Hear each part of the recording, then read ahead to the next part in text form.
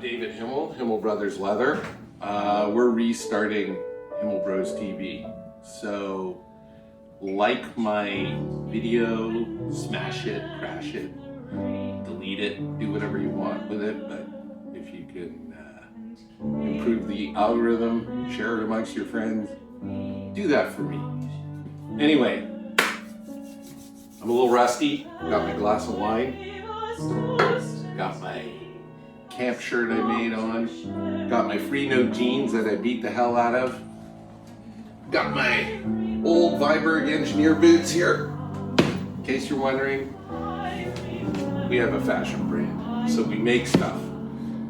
So that's what I'm wearing. Today we're going to talk about this Beck 333 jacket. I guess it's going to be a video about what is authenticity, what is the difference in construction, what goes into me making my jackets.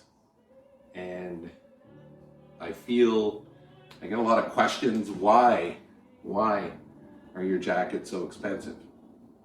Now, I don't get a lot of those questions from people who bought jackets from other people, and I'm the last stop on their sad, don't like my old jackets jacket train.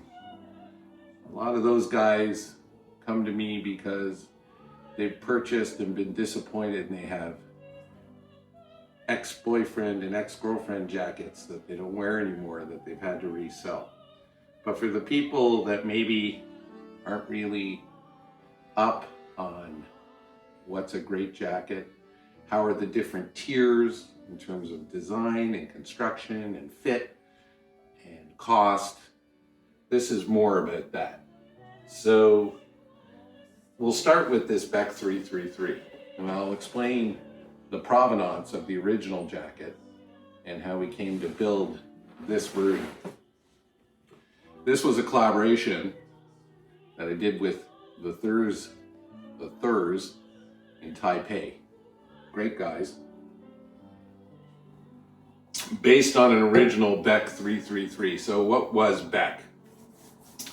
Beck is considered in the vintage world one of the great motorcycle jacket brands, mostly because they created a D-pocket double rider motorcycle jacket that would become more or less the standard of what a classic 1-star, 2-star modern black motorcycle jacket would be, the idealized jacket.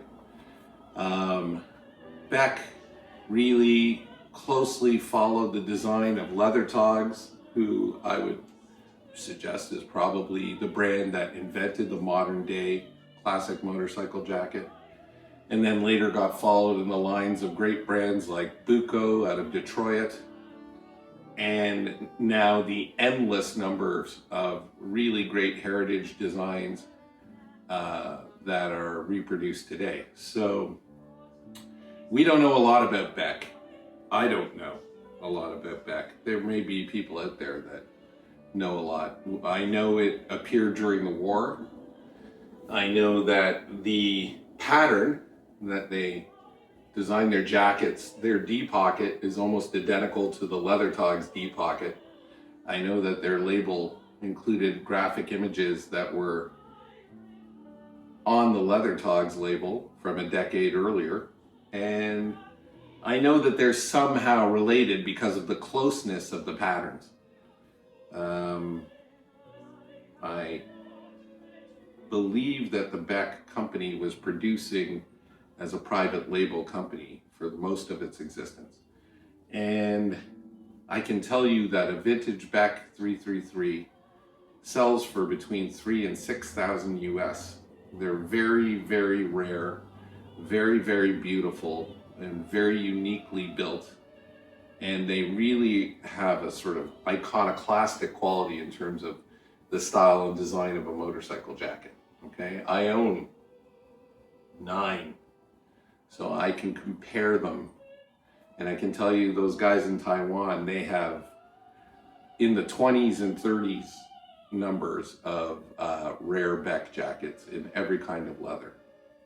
So this jacket here sitting in front of me is the collaboration jacket that I made with the Thurs. And they sent me liners.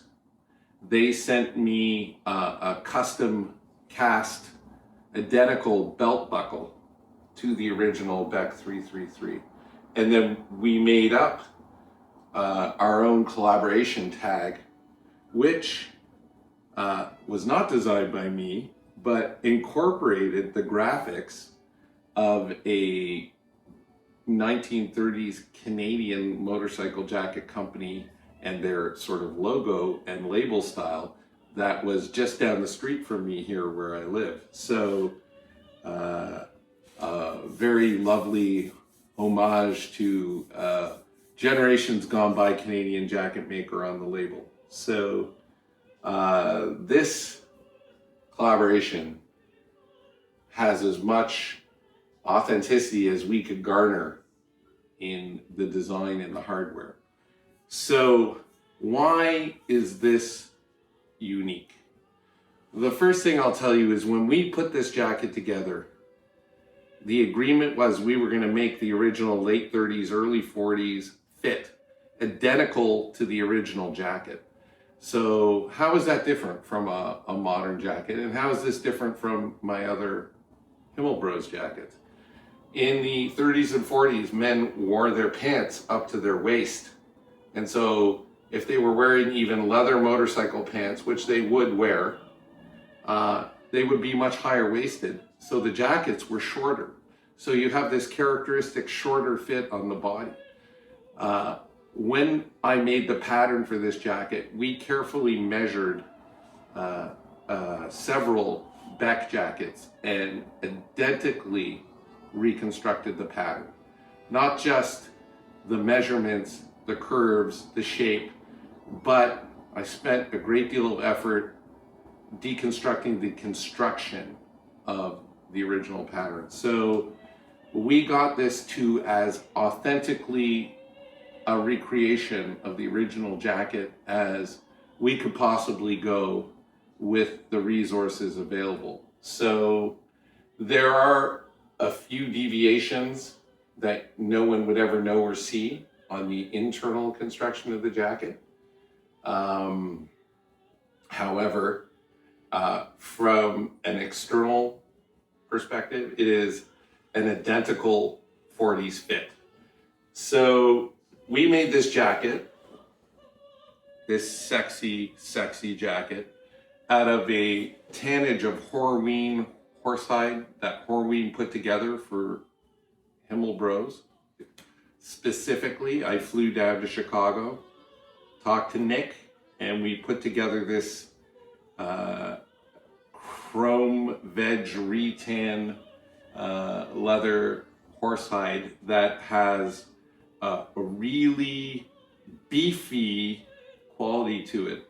It's 1.3 millimeter, like almost 3 ounce feel to it. So it's what we would call a slightly heavier feeling horsehide. And the one thing that I can tell you about Beck's is that they always used a heavier weighted horsehide. It just had a real sort of iron feel to it, as opposed to, say, my Japanese horsehides like Shinki, which tend to be a little on the lighter side, 1.1 to 1.2 millimeters. Every leather comes with its good and bad qualities. And when I say bad, I mean different. They're different. It's each tannery is like a winery. They make their leathers differently. And this Horween leather that Nick came up with for me is as close to the original Beck leather as you can find. So I think that's a good start. We'll do another video talking about the design components of this jacket, and then the pattern and the construction. And I will talk to you guys soon. Next video.